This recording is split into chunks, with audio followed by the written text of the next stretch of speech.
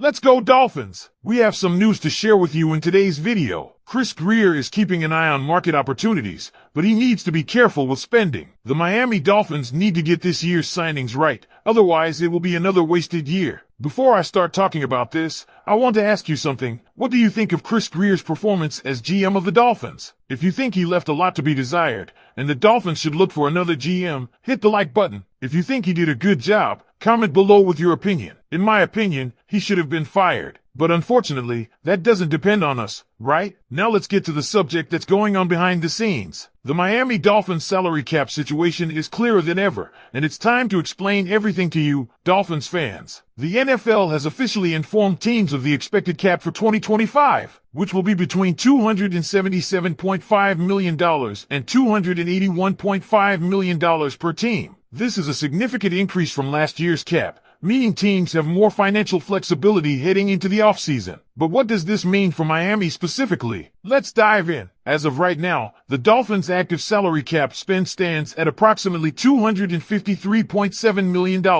That leaves them with about $1.5 million to $2 million in cap space after saving money by releasing Durham Smythe, Raheem Mostert, and Kendall Fuller. However, the real story is what happens when the salary cap increase goes into effect. If Miami doesn't touch any contracts or make any additional moves, their cap space will increase significantly, reaching somewhere between $24.4 million and $28.4 million. That's right. Without doing anything else, the Dolphins are looking at somewhere around $20 million in available salary cap space. Now, what if Miami decides to be more aggressive? There are key moves the team could make that would significantly impact their financial flexibility. If the Dolphins cut punter Jake Bailey and fullback Alec Ingold while restructuring the contracts of Bradley Chubb, Austin Jackson, and Zach Sealer, plus cutting Blake Ferguson and Julian Hill, that would result in an estimated cap savings of $29.86 million. That means Miami would be sitting at around $32.2 million in available cap space before even factoring in the cap increase. Once the influx is accounted for, the Dolphins could be looking at anywhere from $54 million on the low end to as much as $58 million in available cap space. And that's not even the end of it. If Miami moves on from left tackle Terron Armstead, that adds another $4.26 million.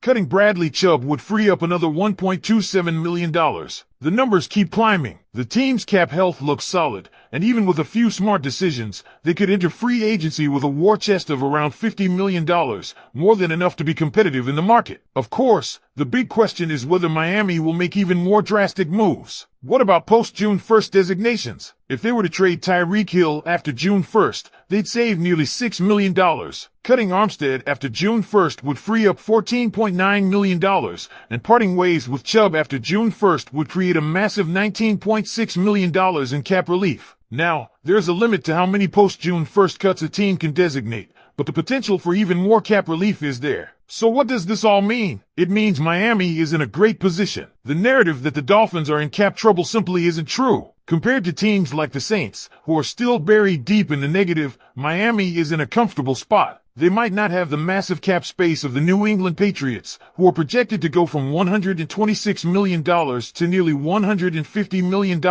or the Vikings, who could have around $80 million in space, but Miami is in a solid position to make moves. One thing to keep in mind is that while Miami has money to spend, they won't be able to outbid the top-tier teams for free agents. If a player is looking to chase the highest paycheck, Miami might not be able to compete dollar for dollar. However, if the Dolphins target the right players who want to come to South Beach for reasons beyond money, whether it be the culture, the coaching staff, or the opportunity to compete, they can still make significant additions. Now, this brings us to the elephant in the room, Tua Tagovailoa's contract. There's been a lot of debate about whether Miami should restructure his deal to free up additional cap space. Right now, Tua's contract is set at around $30 million, and restructuring it could save around $19.1 million.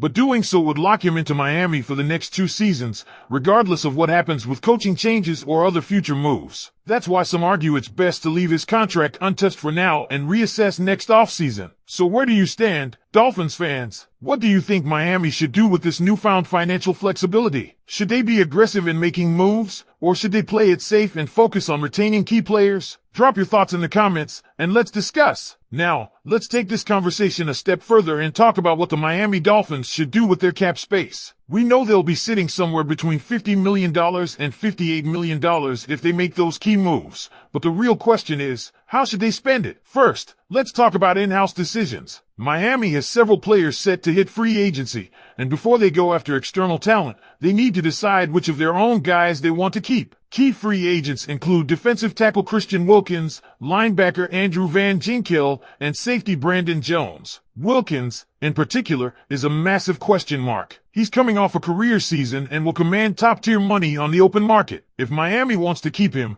they might need to shell out anywhere between $20 to $25 million per year. That would eat up a large portion of their cap, but it would also solidify a crucial part of their defense. Then there's Van Ginkel, an underrated but highly effective piece of Miami's defense. He stepped up big time last season and might not come cheap. Miami has to ask itself whether it's worth paying him or if they can find similar production elsewhere for a better price. The same goes for Brandon Jones. He's solid, but with Javon Holland already in place, do the Dolphins want to invest more money into the safety position? And that brings us to the biggest offseason question. Do the Dolphins go all in and make a splash in free agency? If so, where do they invest? One area that absolutely needs attention is the offensive line. Injuries have plagued this unit for years, and protecting Tua Tagovailoa needs to be a top priority. Terron Armstead's future is uncertain, and even if he returns, he's struggled to stay healthy. The Dolphins need a more reliable option at tackle, and free agency could provide some answers. Then there's the running back position. Right now, Miami has Raheem Mostert and Devon Achane under contract, but with Mostert aging,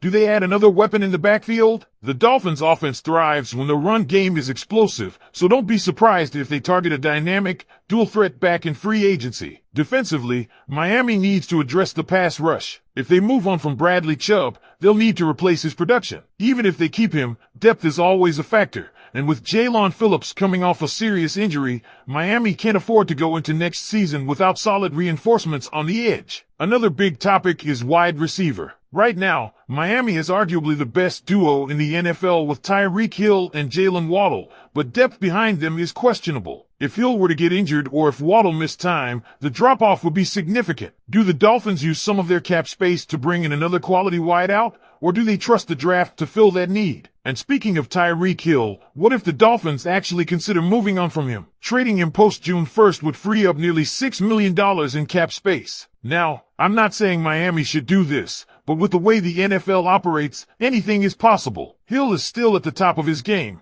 but he's also on a massive contract. If Miami decides they need to create even more financial flexibility, this could be something they explore. So here's the situation, Dolphins fans. Miami is in a much better cap position than many people expected. The team isn't in dire straits, and if they make a few calculated moves, they could go into free agency with around $50 million to work with. The question is, how should they spend it? Do they prioritize keeping Christian Wilkins? Do they make a major move to improve the offensive line? Should they focus on adding depth at key positions like receiver and pass rush? Or do they roll the dice and make a bold, unexpected move that shakes up the roster? One thing is for sure, this is shaping up to be a fascinating offseason for the Dolphins. The team has the potential to improve significantly, but every decision they make will have long-term implications. So, now I turn it over to you. What do you want the Dolphins to do with their cap space? Who should they prioritize in free agency? Should they make a big splash or take a more conservative approach? Let me know in the comments, and let's keep the conversation going. Fins up!